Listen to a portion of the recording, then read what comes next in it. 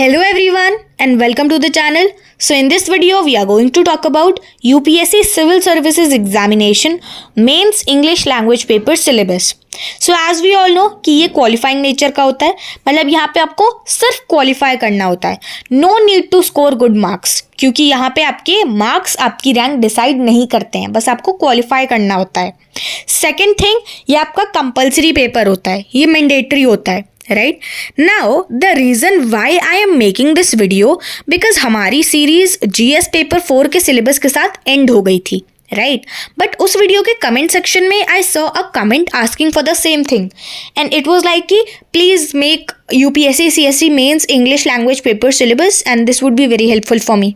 So I thought why not to make a video on that because अच्छा topic है and I hope कि ये video you all will find it helpful. Right so जैसा मैंने आपको बताया कि हमारी सीरीज़, तो अगर आपने वो नहीं देखा है, प्रीवियस वीडियोस नहीं देखे हैं जीएस पेपर 1, 2, 3, 4 से रिलेटेड, और हमने एक सेपरेट वीडियो बनाई थी UPSC CSE के पूरे एग्जाम पैटर्न के बारे में, वहाँ पे प्रीलिम्स, मेंस, इंटरव्यू सब कवर किया था हमने, तो उसका भी लिंक आपको डिस्क्रिप्शन बॉक्स में मिल जाएगा. ऑल्सो पिन कमेंट में भी मिल जाएगा. कमेंट सेक्शन आप खोलेंगे तो पिन कमेंट वही होगा. Right now one thing, since in this video we are talking specifically about the English language paper syllabus, so most of the explanation of the syllabus and exam pattern will be in English language. I'll explain it in English and like 10 or 20% of the video you will find it in Hindi, where I'll feel like कि हाँ ये topic this needs to be explained in Hindi, वहाँ मैं हिंदी पे switch कर लूँगी. सो जैसा कि हम सबको पता है कि जो इंग्लिश लैंग्वेज का पेपर होता है in the UPSC civil services mains examination, that is one of the 2 compulsory qualifying language papers along with the Indian language paper. So as we all know that there are 2 papers based on language that you have to qualify. One is fixed, one is mandatory, that is of English language, and the other यानी कि paper B, paper A तो आपका हो गया English language का, और paper B is any Indian language that you will opt by yourself. आप कोई भी इंडियन लैंग्वेज चुन सकते हो from the 22 scheduled Indian languages, और here candidates, here the aspirants will have the opportunity to choose the language that they are comfortable in and they feel like they are most confident in that particular language, and they can attempt in that language. They will be able to score good marks and they'll be able to qualify easily in that particular language. They can opt it. So here they have their opportunity. Right now let's talk about the purpose of the paper. So this paper is meant to ensure candidates have a basic and functional understanding of English so they can perform their duties effectively if selected for civil services, where communication oral and written is essential. Basically ये जो paper है इसका ये goal है and it is meant to ensure कि candidates का एक basic और फंक्शनल अंडरस्टैंडिंग हो of the English, particularly English language. So basically जब भी नीड हो या फिर जब भी एक पर्टिकुलर सिचुएशन हो, they can perform their duties very effectively if they are selected for civil services in the future after they attempt the exam. If they are selected, so they can pay special attention to their work, and if it is all about communication skills, or it can be oral or written, तभी आपसे ये exam written form में करवाया जा रहा है. It can be written also. communication skills अच्छी होनी चाहिए आपकी इंग्लिश में, and oral तो speaking skills तो आपकी अच्छी होनी ही चाहिए, because you have to look from the perspective of an IAS officer कि IAS officer कैसा बोलता है, and the speaking skills very bold and very confident and logical also obviously. Right तो ये पेपर का गोल होता है कि कैंडिडेट की बेसिक फंक्शनल अंडरस्टैंडिंग हो इंग्लिश लैंग्वेज की, ताकि ड्यूटीज़ के टाइम वो अपने टास्क ईजिली इफेक्टिवली परफॉर्म कर पाए अगर वो सिविल सर्विसेज के लिए सेलेक्ट होते हैं. तो ये पेपर आपका ये चीज़ पर्टिकुलर टेस्ट करता है. Now let's talk about the basic details that you must know. Name, that is obviously English language. It is qualifying paper. There are 2 papers that you need to qualify, paper A and paper B, depending on the language opted. So one will be, as I said, कि one will be your English language, that is fixed, mandatory, you need to qualify that. Other you can choose by yourself. Other is dependent on what you are choosing, what in which the language in which you are comfortable and you think yeah you can qualify that easily. That is all upon you. Marks, so it is of 300 marks and it is for qualifying only. So marks will be not counted in merit. ठीक है, 300 marks का होगा and qualify ही करना है आपको. No need to score good marks. I am repeating again क्योंकि इससे आपकी रैंक डिसाइड नहीं होती है. To attempt the paper you will get 3 hours and minimum qualifying marks you must get 25% out of 300, यानी कि 75 marks आपके आने चाहिए 300 में से. Then only you will be qualified.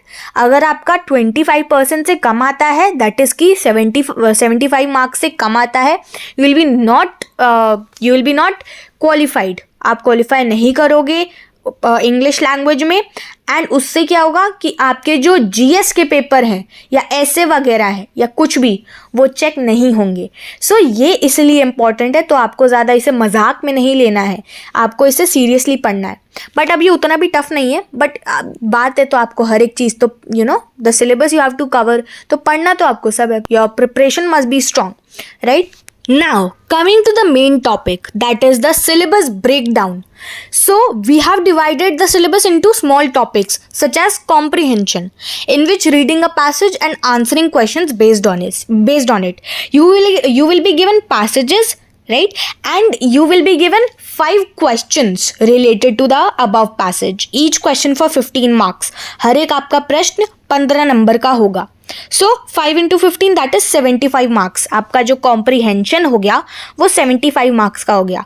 And I am repeating कि you will be given a comprehension.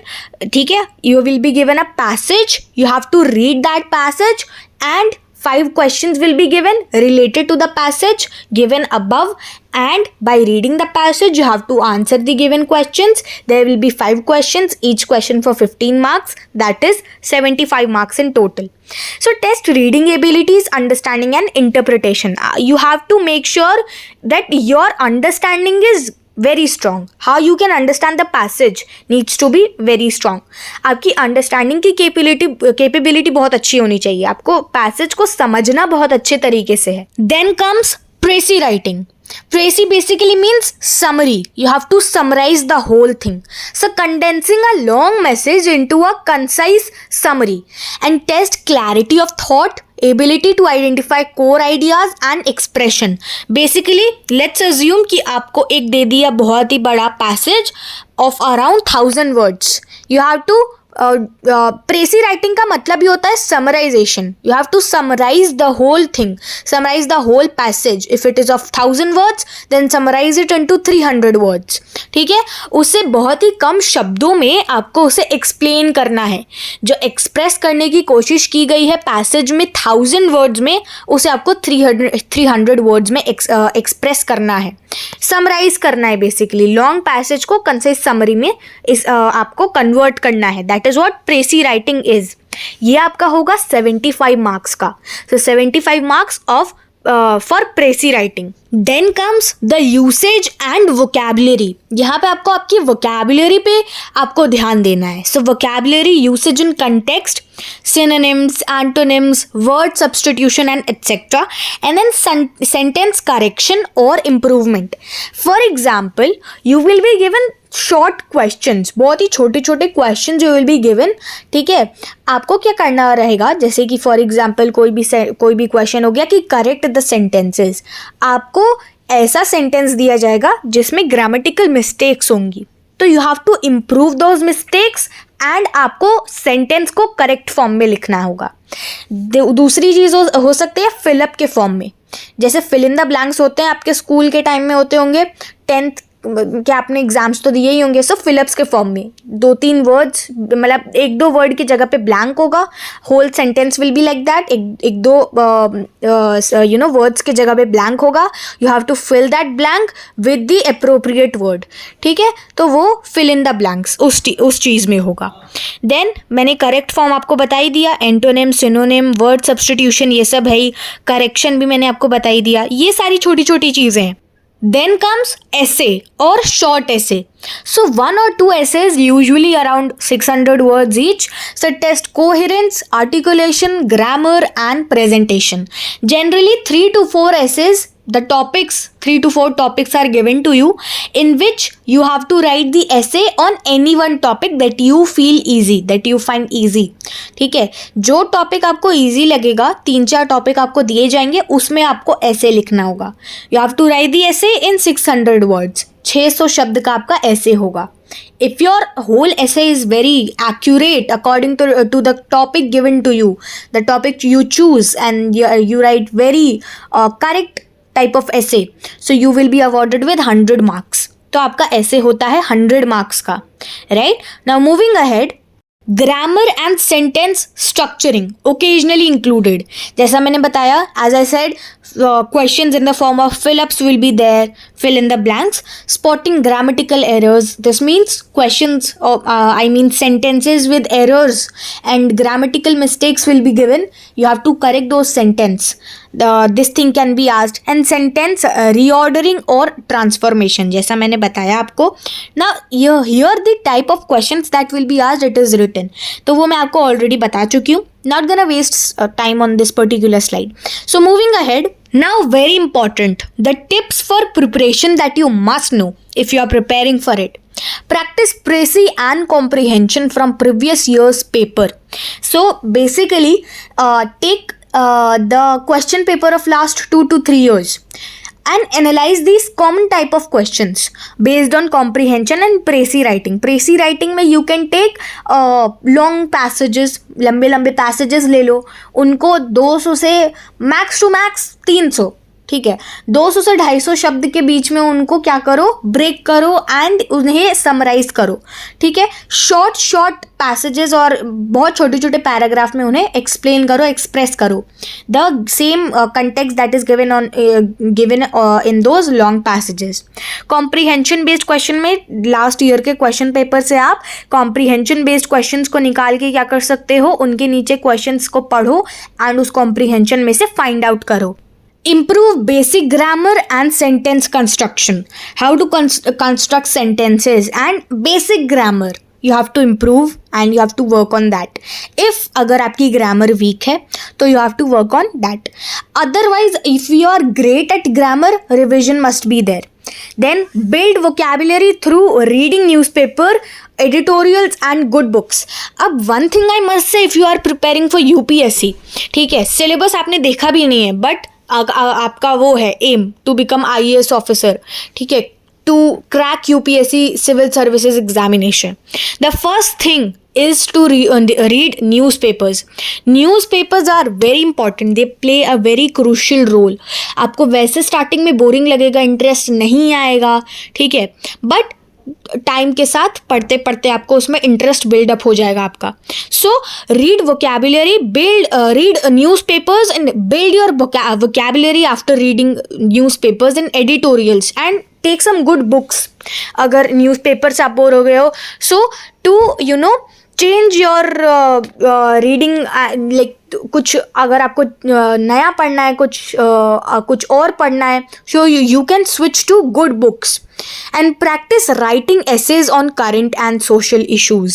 Now very important कि अब आप न्यूज़पेपर पढ़ रहे हो, ठीक है, आपने न्यूज़पेपर पढ़ा, नाउ आपने जो भी चीज़ पढ़ी उसमें उसे समराइज़ करो अपने दिमाग में एंड उस पर एसेज लिखो, क्योंकि न्यूज़ में आपको लेटेस्ट न्यूज़, ठीक है, करंट और सोशल इश्यूज़ के बारे में पता चली जाएगा. अगर नहीं भी पता चल रहा है, गूगल इज़ देयर, ठीक है, उस पर आप सर्च कर लो, ठीक है, और उन पे छोटे छोटे पैराग्राफ्स, एसेज ये बनाने की हैबिट डाल लो, ठीक है. बिकॉज क्या होता है, आपका जो एसे राइटिंग में आपको टॉपिक दिए जाते हैं वो इनसे रिलेटेड हो सकते हैं. तो अगर आप टॉपिक चूज कर रहे हो तो आपको पता होना चाहिए कि ये टॉपिक के बारे में आप लिख पाओगे या नहीं. And with this we have reach to the end of the video. हमने पूरा सिलेबस डिकोड कर लिया, सारी चीज़ें जो भी इस पर्टिकुलर टॉपिक से रिलेटेड थी, whether it is the syllabus, each and every topic in detail और इन ब्रीफ, और whether it was about the exam pattern, क्या कितने मार्क्स का आता है, सब हमने कवर कर लिया। और मैक्स टू मैक्स वीडियो हमारी 15 से 16 मिनट की है। ऐसा नहीं है कि कोई आधा घंटा 40-45 मिनट का हमने पूरा एक सेशन लिया हर एक चीज़ को समझने के लिए। और जिन लोग को लगता है कि मेंस में जो आपका ये क्वालिफाई करने के लिए इंग्लिश लैंग्वेज का पेपर है उसका सिलेबस बहुत बड़ा है, तो ऐसा कुछ नहीं है। सिलेबस तो आज मैंने आपके सामने डिकोड कर ही दिया और मैं होप करती हूँ कि आपको हर एक टॉपिक अच्छे से समझ आया होगा। Still if you have any kind of doubt, feel free to ask. You can ask your doubt in the comment section down below. और मैं हर कमेंट पढ़ती हूँ और इस वीडियो का आइडिया भी मुझे कमेंट पढ़ के भी आया था। कोई भी टॉपिक जिसके बारे में आपको वीडियो चाहिए या फिर कोई भी टॉपिक जो आपको नहीं समझ आया हो, आप कमेंट सेक्शन में मुझे बता सकते हैं and I will make sure कि नेक्स्ट वीडियो या नेक्स्ट टू नेक्स्ट वीडियो उसी टॉपिक की हो, राइट। सो बाकी मिलेंगे किसी नेक्स्ट वीडियो में। Till then take care, bye bye and thanks for watching.